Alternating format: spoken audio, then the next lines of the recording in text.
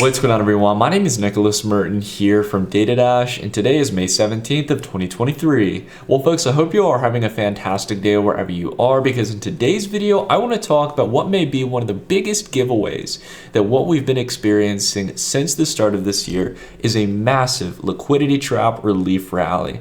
There's a lot of ways we can analyze price. There's a lot of ways we can debate about the macro thesis of what's going on in the world. But there is one really damning factor here that is making it very clear that this rally in price is one that likely is not going to be sustained.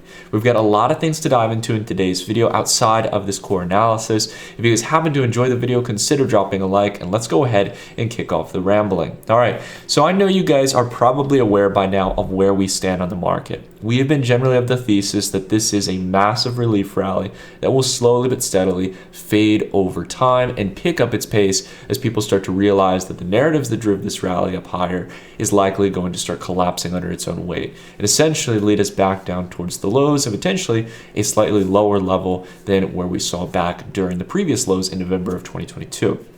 Now, there are a lot of different ways we can analyze this. Obviously, in the short term, we're starting to see here that there is some fade in the momentum. We're seeing a lot more red than blue, a lot of inconsistency from the prior consistent trend that we had on the daily time frame. Along with that as well, if we take a look at that same momentum indicator on the weekly time frame, while it is blue, we are steadfast approaching towards potential cross on that momentum indicator, as we've been indicating as we came in here towards the prior support range from the previous bull market for price, now acting as resistance, similar back to May of 2022. But here is where things get damning, guys.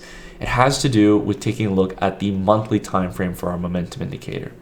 I want to go ahead and turn off the drawings here so you guys can really just see this here. Now, let's go ahead real quick and talk about the narrative that people are going off of. A lot of people are convinced in the crypto market that we are in a new bull market. The altcoin market is practically dead right now. There's not much innovation going on at the moment. At least there hasn't been any significant innovation compared to what we saw back in, say, the previous start of the new bull market last time in 2019 with DeFi, the resurgence of NFTs, GameFi, all the narratives that came out then, right?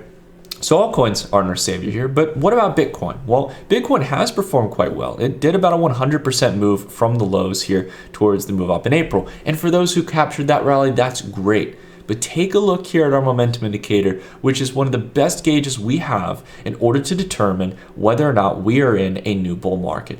Notice how every single time, whether it was here in October 2015 or here during April 2019, that every single time, or even back here in November 2011, we essentially got the flip. We got the blue flip signaling that, hey, here on the monthly time frame, it's clear on the long-term time frame that the trend is ready to shift. And once more, it's important to note that this was not late in the process. Sure, it doesn't pick the absolute bottom, but essentially it lets us know when the momentum's coming in, when to hop on the train and just basically ride it away and let the market do its thing. Sit back, relax, dollar cost average, ride the wave, and make life-changing returns each and every time. Take a look what the chart is doing now. We have been above the momentum indicator here since January for 4 months now, almost coming up on a full, complete 4 months. We still have no blue flip. I gotta tell you guys, I'm really not one for much on indicators. There are a couple indicators we like to utilize. Some people will have like 10 indicators on their chart and they have to switch between layouts and stuff. I'm not that huge on indicators. I'm very picky about which ones I utilize. But this indicator here, this momentum indicator, we've utilized here on the channel for a long time. I've used it on my trading journey. It's been one of the most consistent that I've found, is telling us something is very wrong between what the market is pricing and what can actually be sustained long term. And this is why we've continuously talked about the liquidity trap relief rally that's playing out. If you guys want to get access to this indicator, you guys can do so through joining the Dash Report. We've got hundreds of members who are actively within the Dash Report discussion group, people who are checking in on the alerts, the trades that we make, all kinds of different things that you'll get along with the obvious monthly newsletter that comes out. But this is one of the big selling points here because this is one of our favorite momentum indicators that we utilize. And it's not just that price action alone here, and you guys can check out the link down below in the description if you want to check out the Dash Report, but The main point here I want to make is that it's not just price action alone. We've also got the clear market order flow that's going on here. There are some bids absorbing some of the sell side pressure, as there always is. If there's going to be negative market order flow, there's got to be bids buying up prices here. But essentially, what we can find is that over the last week, just like the week before on Bookmap, one of our partner tools here on the channel, we saw a minus 8,747 point cumulative volume delta or market order flow, which is yet again signaling that there is not some bank run into Bitcoin. There's a run from Bitcoin into the banks, essentially speaking. Okay, maybe that's a bit of a stretch. What I'm saying here is that more people are generally forcefully selling onto the market than forcefully buying. There's no FOMO. If we go back here to taking a look at prices, right? If we just take a look here over the past couple of days or weeks or months, really it's been officially 2 months that we've been pushing sideways here in the market with no serious traction. And the same goes here for Ethereum, right? The trend has been red here on the weekly time frame against the ETH to BTC ratio, setting in lower highs and lower lows each and every time since as far back as January. The altcoin market has given a clear sign that the risk-on mentality is not ready yet. And if we take a look at total, right? Taking a look at the total market cap here for the entire crypto space, we've declined roughly coming up here at almost $200 billion from the peak back in April of 2023. That is a big reason why we did not trade this relief rally we saw here, guys, because we did not get the monthly confirmation. We like riding the much broader waves here, because once we know when that momentum is in, then it's time to just simply get on the train and enjoy the ride, right? Start taking more and more risk as we move up, but also at the same time, knowing when we get towards the later stages, when that momentum is starting to stall, to know when to get out.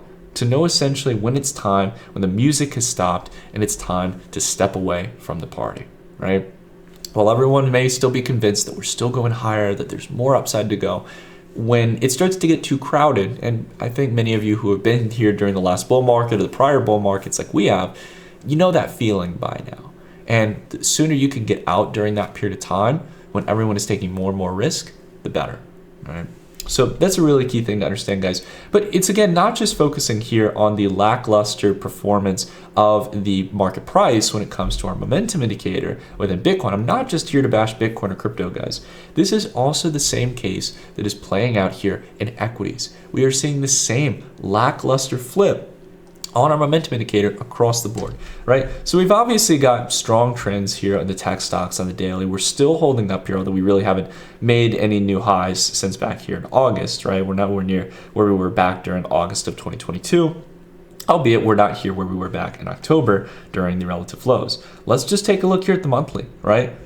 Take it to the logarithmic chart. We are still in the historic accumulation range that usually price doesn't last in for very long. It usually would blast up higher, but we've been in this range since as far back, roughly speaking, since September of 2022. And take a look at that momentum indicator. It's still red. There is no sign of a trend flip, no sign of a new bull market kicking off here. Just because price is higher than where it was exactly in October doesn't mean you get to go around and parade that it's a new bull market. Or just because you bought in that range, maybe if you did, that's awesome if you bought tech stocks then. I would definitely consider taking profits here, or again, maybe it's a long-term position. You do you. Everyone is perfectly entitled to doing what they want to do. But essentially speaking, while there may be good relief rallies into trades made in bear markets, it doesn't mean that we've kicked off a new bull market just because price has been up for, say, 60 or 90 days. Right? This is the key point I want people to be really prepared for here, because all these gains that came in here slowly but steadily over the past couple months can easily fade within the blink of an eye. And it's not just the technology stocks. The worst thing about this is that the tech stocks are doing bad right now in the sense of the momentum indicator, right? They've been trending higher. I don't want to say they're doing bad per se, but they haven't been able to convince our momentum indicator here that it's time to kick off the next cycle. When we take a look at the broader stock market here on the monthly time frame, we are far away from even potentially passing the line here on a momentum indicator. Very far from blue flip. And the question is, why is it that market prices have continuously been shot down in this range on VTI between 207, right? Roughly around this range at 207 towards 213. And in fact, if we are in a bull market, why have we not been able to get up towards the range we were retesting in May and August? Why have we not been able to get a blue flip on our momentum indicator? And I think this plays in towards the delusion that a lot of people are still buying into because they're used to the last decade where the Fed would step in, save the day, do whatever was necessary to prop up equities and crypto assets. We are not in the same time period of last decade. And once more, the pressures of higher interest rates and monetary tightening on the balance sheet, both in the United States but also in central banks across the globe, the global contraction of liquidity is going to squeeze not only the physical economy, but that will have ripple effects towards squeezing the price performance of financial assets. As optimism declines and people start to think in a more contrarian mindset and essentially start taking more of a protective stance on their capital. Not to mention, this is just generally going to weigh down asset prices because right now, if you want to put capital, not to mention during the whole debt ceiling crisis right now that's going on, the US is trying to resolve between Republicans and Democrats. If we essentially take a look at the US 1-month yield, you can basically have, within a month's time, risk-free return of 5.8%. 5.8%. Now, I understand that some people say there's risk of the U.S. defaulting. If that's the case, then we've got a very, very, very, very, very big set of problems. That is going to put us into a very dark age if we are going to have the U.S. government defaulting on its debt for a substantial period of time. You can kiss goodbye any hopes of a soft landing or recession. In that case, that would be depressionary type stuff. But I digress. How difficult is it to convince investors to go all in on ARK ETF or to go in technology stocks, even plays like Nvidia, when you can get an annualized 5.8% return on government treasuries or 3 or 4% in various money market or savings accounts and reputable banks? This is the problem here, guys.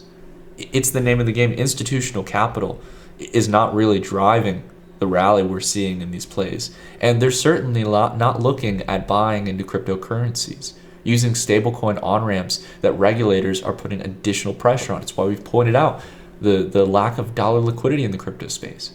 Banking connections for the crypto space that allowed for that liquidity to move from traditional financial networks, right? The traditional banking system, those are shut down now. Signature Bank, done. Silicon Valley Bank, done. Are there any silver linings here that really can give us the kind of optimism that would drive things higher? I got to tell you guys, volatility here is building up over the past few weeks. It looks like it's coiling up here at the same support range we were at in January of 2022, right when the actual major move happened. Technology stocks still not able to flip. VTI, the broader stock market, the S&P 500, Dow Jones, same exact trend here with the momentum indicator. Nothing's looking up. Now, why could this be? Well, it has a lot to do with the current macro sentiment. If we take a look at what's going on here, guys, what's, I think, provided the thesis here and actually kind of alleviated some of the concerns of a broad recession is the credit cards. Credit cards in the United States. The U.S. consumer has been using credit cards like they're going out of style. Essentially, they've been continuing to prop up their spending against the wave of inflation by utilizing credit card debt.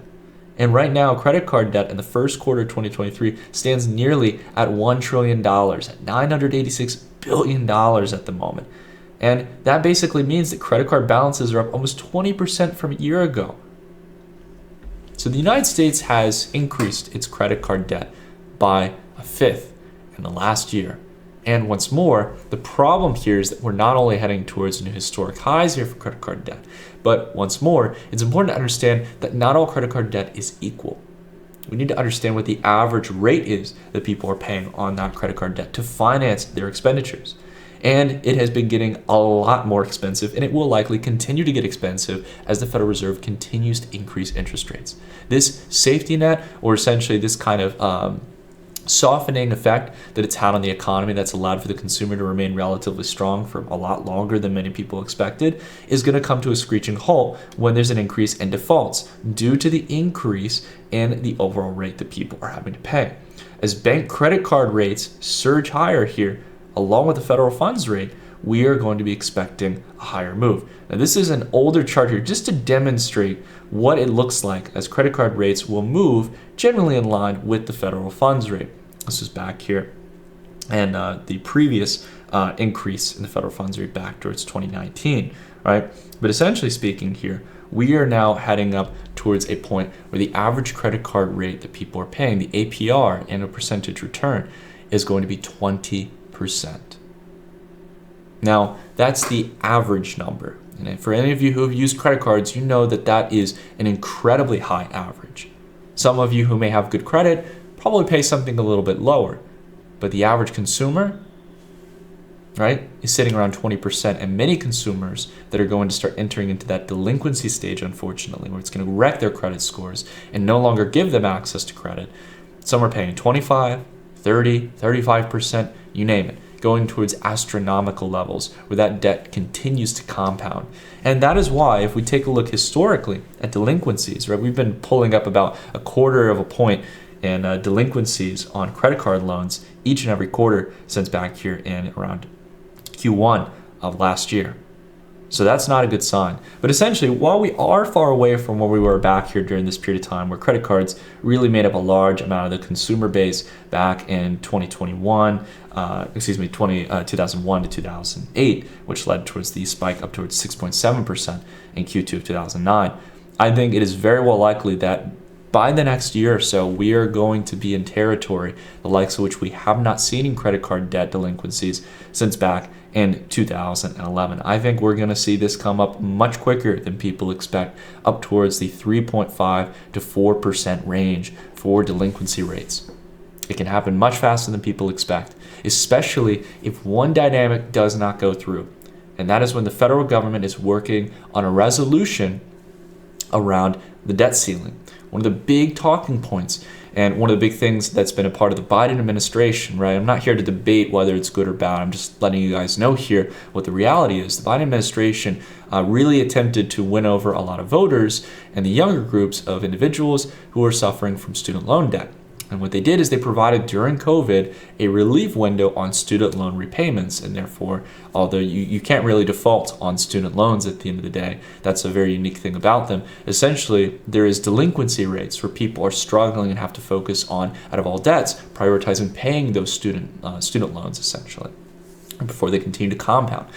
There was a relief window given to people who needed to pay down that debt during this period of time. And that's a big contestment point that's being debated about now, that it shouldn't be treated any different than any other form of debt that people have to pay down. And the parties right now are debating that. If that comes back online, if people have to essentially pay down their student loan debt and increase in credit card debt and auto loans that have been taken out at ridiculous rates to buy luxury cars back in 2020 and 2021 when money was cheap and easy. If all of that comes into the picture and we have a tightening economy where credit is getting more and more expensive, where does that lead us? It's only a question of when that money dries up. And I think we are already well on that journey right now, guys. We've got to be prepared. We've got to be willing to stomach it. And we've got to understand that the last thing that someone's going to want to touch during this period of time is a high risk on asset like Bitcoin, not to mention altcoins for that matter. This is just not the time to get super optimistic about it. At least not in our opinion, right? You guys come here again. I emphasized earlier on, I do believe in this concept of kind of passive investing, but I do believe that while the passive investing strategy of having exposure towards a broad basket of assets is the right move, at the same time, especially the large caps is what liquidity is more likely to flow towards than their established plays. But once more, the important thing to understand here is that if you are going to trade the market or if you're long-term investing, it's best to go heavy when no one else wants to, not when everyone wants to. And there's still a lot of FOMO, a lot of people who are buying into the narratives of the past few months. Bitcoin, unfortunately, is not the asset that everyone wants it to be, which is an asset that just goes up in every single time, right? Bitcoin historically moves up when global liquidity is increasing. And it had a phenomenal wave of performance during the last decade of QE and low interest rates. But we are not in that same time period. The Fed cannot step in and provide that relief like it did before. And because of that, we need to understand that global liquidity is going to stall or contract over the next year or two. And with that, we need to expect that Bitcoin is likely going for new lows. That's at least our thesis here. And whether or not you guys fully agree or disagree with me on that, I hope you'll consider dropping a like. I love creating this content here on this channel, and I hope more than anything that it adds to your analysis where you guys can make your own sound decisions. I don't want to be a monolith of opinion here. I don't want to tell you guys what's exactly going to happen, but you guys come here for a clear opinion. I don't want to say it could go up or could go down. I need to be direct with you guys and let you know that right now the macro sentiment, slowly but steadily, I think the markets are coming to realize is not going to be as favorable as people imagine. We need retail trader optimism, but we also need institutional optimism. Real bid side support at a capitulative low that's going to set the foundation for a new uptick higher. A Fed that can actually step in and provide monetary support, or if not the Fed, then we're going to need something else. We're going to need, AI to really, do something incredible. And while AI has made some progress, it's the pricing that the market has already put in for AI stocks, AI-related stocks, is through the roof. It's just completely out of touch with reality. These trends take time, guys. And sometimes the market gets ahead of itself. There's nothing to be ashamed about. Just got to learn to spot it and make sure that you don't get caught trading in it. So, again, guys, if you like this video, consider dropping a like. And if you guys, again, want to get access to that momentum indicator that we discussed here, you can check out the Dash Report. It's a great way to support the channel. But I digress. Have a wonderful rest of your day, everyone. Thank you all so much for watching. And until the next video, I'll see you all in the next one. Take care, everyone.